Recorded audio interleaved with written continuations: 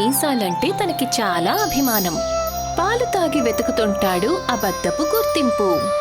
నవ్వు తన కోరికగా మారినప్పుడు పరువు ముక్కలయ్యింది. నిజము బయటపెట్టింది లోపలున్న అజ్ఞానం. తనని తాను స్వీకరించినప్పుడు తుఫాను మొత్తం తొలగింది. మనది అనేదే ఎక్కువ. ఇదే అసలైన గౌరవం.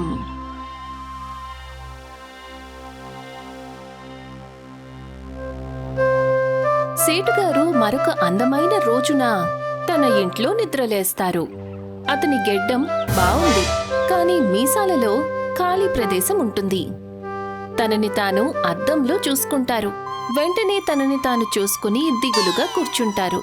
అతను తన మీసాల ఖాళీ ప్రదేశాన్ని వేలితో మూస్తారు. కాసేపటికి అలాగే నవ్వుతారు. కాని ఎప్పుడైతే వేలిని తొలగిస్తారో అప్పుడతని పెదాలు కింద వైపుకి వేళ్లాడతాయి. ఈ భావనతో విసిగిపోయి తన రోజును ప్రారంభిస్తారు. తన మొక్కలు అన్నిటికీ కూడా నీళ్లు పోస్తారు, పూజ చేసుకుంటారు. తర్వాత తన ఇంటి నుంచి బయటికి వెళ్లి పాలు తీసుకోవడానికి గోశాలకు వెళ్తారు. ఎప్పుడైతే గోవుల దగ్గర పాలు తీయబోతారో అతని పనివాడు అక్కడికి వస్తాడు. సేటు గారు, ఎలా ఉన్నారు? వచ్చావా నువ్వు? కానీ త్వరగా నాకు సాయం చెయ్యి. సేటు తన తలను పైకెత్తుతారు. అతను తన పనివాడి పూర్తి దట్టమైన మీసాలు చూస్తారు. అది చూడగానే అతనికి వెంటనే కోపం వస్తుంది. నీకు నేను ఎన్నిసార్లు చెప్పాను మీసాలను కత్తిరించుకుని రమ్మని. ఇలాగే పని చెయ్యాలి అంటే పని మానేయడం మంచిది. కానీ సేటు గారు, కాని గిని ఏం లేదో.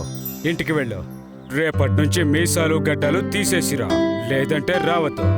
అతని పనివాడు తలదించుకుని అక్కడ్నుంచి వెళ్లిపోతాడు. కొంత సమయం తరువాత సేటుగారు సైకిల్ మీద ఉంటారు. అందరి ఇళ్లకు పాలను తీసుకెళ్తారు. మనోహర్ ఇంటి ముందు ఆగుతారు. మనోహర్ ఇంటి నుండి బయటికి వస్తాడు. అతని మీసాలు చాలా చక్కగా కనిపిస్తాయి. దట్టంగా ఆకర్షణీయంగా ఉంటాయి. ఏంటి లక్ష్మణ్, ఎలా ఉన్నావు? నేను బాగున్నాను. మీరెలా ఉన్నారు? నేను కూడా బానే ఉన్నాను. సరే, ఇవాళ 7 లీటర్ల పాలు ఇవ్వు. ఏంటి ఇవాళ ఎంత ఎక్కువెందుకు? అదేంటంటే పాలు తాగడం వల్ల మీసాలు దట్టంగా పెరుగుతున్నాయి. ఏమంటున్నారు మీరు? నిజం కాదు. నువ్వే చూడు, ఈ మీసాలు పాల వల్లే పెరిగాయి. రోజులో కనీసం 4 లీటర్లు తాగుతాను. అందువల్లే ఇలాంటి మీసాలున్నాయి. అంటే ఇది నాకు కూడా పనిచేస్తుందా? తప్పకుండా. నువ్వు కూడా రోజు 4 లీటర్ల పాలు తాగు. ఇలాంటి మీసాలు నీకు పెరుగుతాయి. సేటుగారు నవ్వుతారు. సరేనని తల ఊపుతారు. రాత్రివేళ సేటు తన ఇంట్లో కూర్చునుంటారు. అతని ఎదురుగా గ్లాసు నిండా పాలుంటాయి. టేబుల్ మీద ఒక జగ్గు పెట్టి ఉంటుంది. అతను పాలను నీళ్లల్లాగా త్వరగా తాగుతారు. ఒక్కొక్కటిగా మొత్తం 3 గ్లాసుల పాలు తాగుతాడు. ఇది చాలా కష్టంగా ఉంది, కానీ మరేం పర్వాలేదు. నేను మంచి మీసాల కోసం ఇలా చేసి తీరాల్సిందే.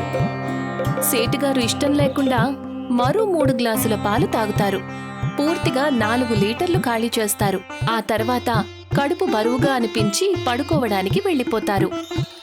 అలాగే ఇక ప్రతిరోజు సేటు పాలు తాగటం మొదలు పెడతారు. అతను ప్రతిరోజు పాలు తాగిన తర్వాత తన మీసాలు చూసుకుంటారు. కాని అతనికి ఎటువంటి తేడా కనిపించలేదు. తర్వాత ఒక సాయంత్రం సేటు పూర్తిగా ఉబ్బిపోయి కడుపు బరువుగా అనుభూతి చెంది రోడ్డు మీద వెళ్తూ ఉంటారు. అడుగులు బరువుగా పడుతుంటాయి. రోడ్డు పక్కన కొంతమంది గ్రామస్తులు, వాళ్లల్లో మనోహర్ కూడా ఉంటారు, నిలబడుంటారు. కాని వాళ్ళు సేటుగారిని చూడలేదు. నీకు ఈ విషయం తెలుసా? సేటుకు నేను ఏమని చెప్పానో తెలుసా? ఏమని చెప్పావు? ఆ రోజు మా ఇంటికి కొంతమంది అతిథులు వచ్చారు. అందుకని పాలు ఎక్కువ కావాలి. ఆ పాలు మీసాలు బాగా పెరగడం కోసమని అతనితో చెప్పాను. ఇక అప్పట్నుంచి అతను ప్రతిరోజు 4 లీటర్ల పాలు తాగుతున్నాడు. అన్నా, మీరు మంచి పని చేశారు. నేను అనుకున్నాను ఈ మధ్యకాలంలో ఇన్ని పాలు ఎందుకు తాగుతున్నాడు అని.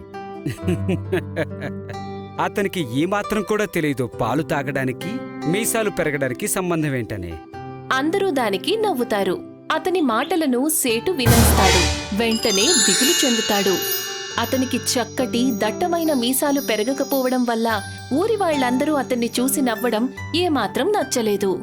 వెంటనే అతను మోసాన్ని అనుభూతి చెందుతాడు. సేటు కన్నీళ్లు నిండిన కళ్లతో పాటు పరిగెడుతూ ఇంటికి వెళ్తాడు. అతను నేల మీద కూర్చుంటాడు. తన చేతిని మంచం మీద పెట్టి గట్టిగా ఏడవటం మొదలు పెడతాడు. భగవంతుడా, నువ్వు నాకు ఎందుకు అసలు ఇలా చేశావు? అందరూ నన్ను ఎందుకు ఇలా ఎగతాళి చేస్తున్నారు? ఊళ్ళో మిగతా పురుషుల్లాగా నాకు ఎందుకు పొడవైన దట్టమైన మీసాలు లేవు? తను ఆపకుండా ఏడుస్తూ ఉంటాడు. రాత్రంతా అలాగే గడిచిపోతుంది. చంద్రుడు ఆకాశంలో నెమ్మదిగా మాయమవుతాడు. రాత్రివేళ సేటు తన మంచం మీద నిద్రపోతుంటాడు. అతని మొహంలో కన్నీళ్లు ఎండిపోయాయి. ఒక చమత్కారం జరుగుతుంది. అతని మీసాలు పొడవుగా దట్టంగా పెరగటం మొదలవుతుంది. నిద్రపోతున్నప్పుడు కాస్త దురదగా అనిపిస్తుంది, కాని పెద్దగా పట్టించుకోలేదు, ఎందుకంటే గాఢ నిద్రలో ఉన్నాడు. మరుసటి రోజు ప్రారంభం సేటు గట్టిగా అరవడంతో మొదలవుతుంది. చూస్తే తెలుస్తుంది, సేటు మొహంలో మీసాలు చాలా పెద్దవిగా పెరిగిపోయాయి. అతను అద్దం ముందు నిలబడి ఉన్నాడు. అతని మొహం జుట్టుతో పూర్తిగా మూసుకుపోయి ఉంటుంది. మీసాలెంత పొడవుగా అంటే నేల మీద వరకు వేళ్లాడుతున్నాయి. భగవంతుడా, నేనేం చూస్తున్నాను? ఇదంతా నిజమేనా? నాకసలు నమ్మకమే కలగడం లేదు. ఇవి నా మీసాలేనా? రాత్రికి రాత్రి ఇలా ఎలా పెరిగిపోయాయి? మనోహర్ చెప్పిన పాల విషయం నిజమైపోయిందా ఏంటి? లేదు లేదు, అలా జరిగే అవకాశం లేదు. అదే గనక జరిగితే అతనికి ఇటువంటి మీసాలుండాలి కదా. సేటు తన పొడవైన పెద్ద పెద్ద మీసాలను చూసి గర్వంతో నవ్వుతారు. ఇప్పుడు చూస్తాను ఊరి వాళ్ళు ఎలా ఏడిపిస్తారో. సేటు చిరునవ్వు నవ్వుతూ తన మీసాలను తిప్పుకుంటారు. అందరూ ఆశ్చర్యపోతారు. ప్రతి ఒక్కరి మొహంలోనూ ఆశ్చర్యం స్పష్టంగా కనిపిస్తుంది. మొదటిసారి ఏదో కొత్తగా చూస్తున్నట్టు అనిపిస్తుంది. అతనింకెవరో కాదు, సేటు అని అందరికీ అర్థమవుతుంది. అతనిప్పుడు తన పొడవైన పెద్ద పెద్ద మీసాలతో వెళ్తున్నాడు. అతను తన మీసాలను రెండు వైపులా తిప్పుతూ గుండ్రంగా తిప్పి వాటిని తల మీద బట్టతో గట్టిగా కట్టేస్తాడు. అందరూ ఆ దృశ్యాన్ని చూసి ఆశ్చర్యపోతారు. అర్థం చేసుకోవడానికి ప్రయత్నిస్తారు. రాత్రికి రాత్రే అతనికి అంత పొడవైన అందమైన మీసాలు ఎలా వచ్చాయి అని. అప్పుడే మనోహర్ అతని దగ్గరికి వస్తాడు.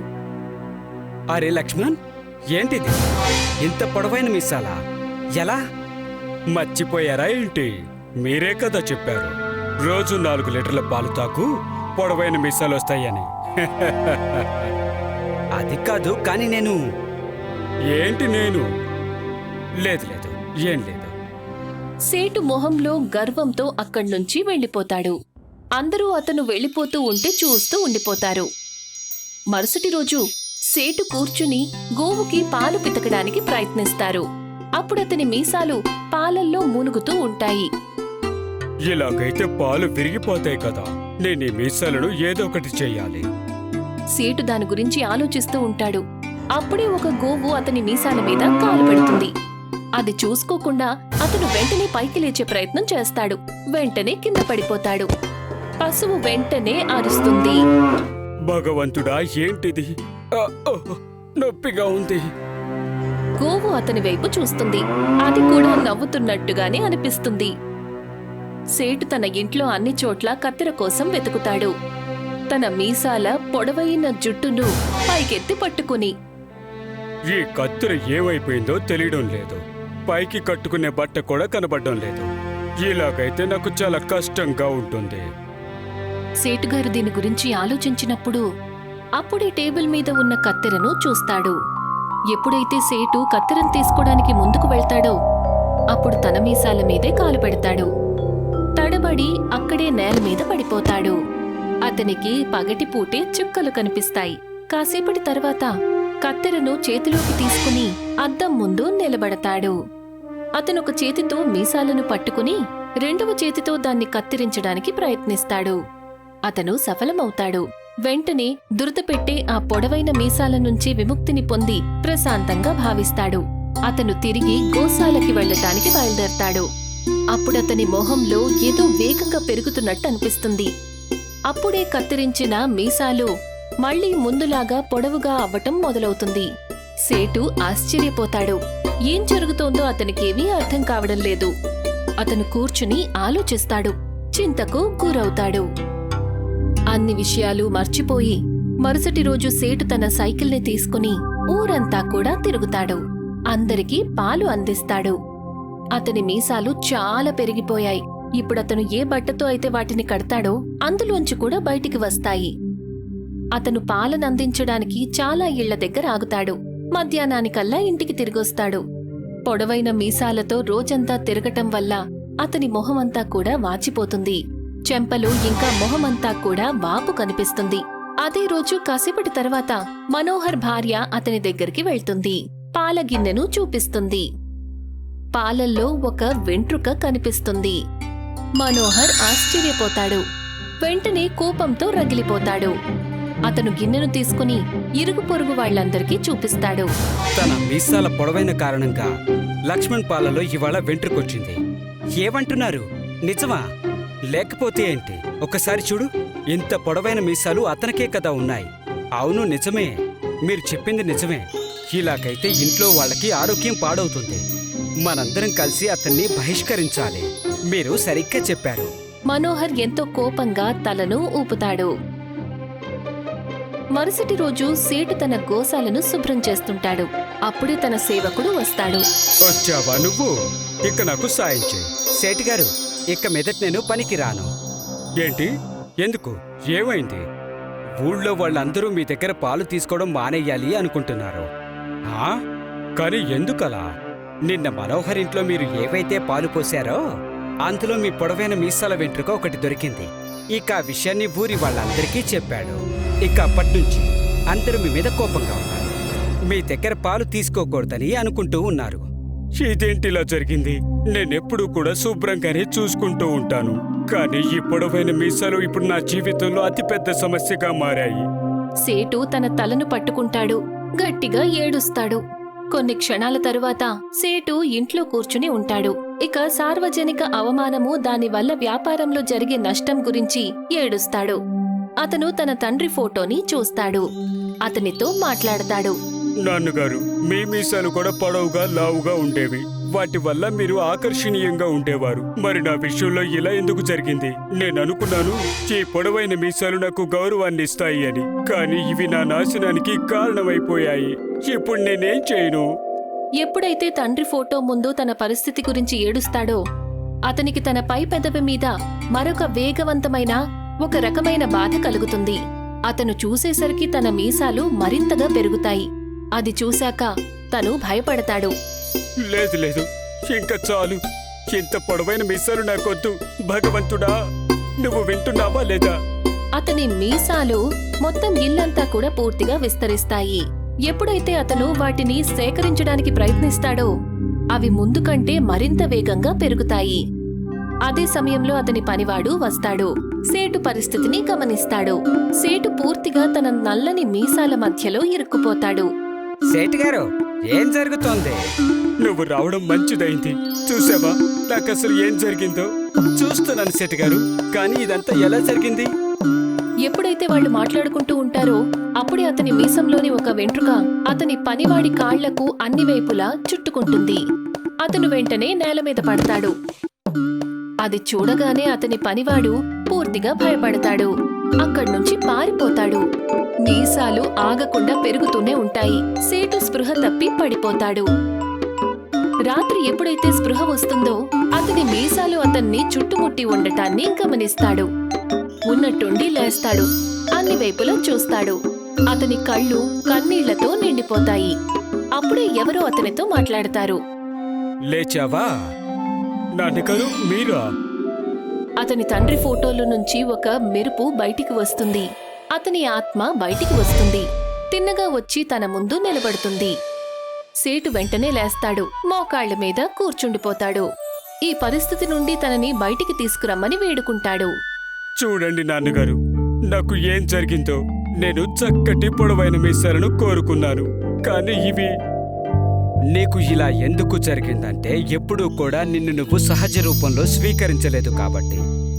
ఊరి వాళ్ళు నన్ను చూసి నవ్వడం, ఎగతాళి చేయడం చూసి నేను విసిగిపోయాను నాన్నగారు. అందుకే నేను అలా ఆలోచించాను. గుర్తు తెచ్చుకో, నేను నీకు చిన్నతనంలో ఏం నేర్పించాను?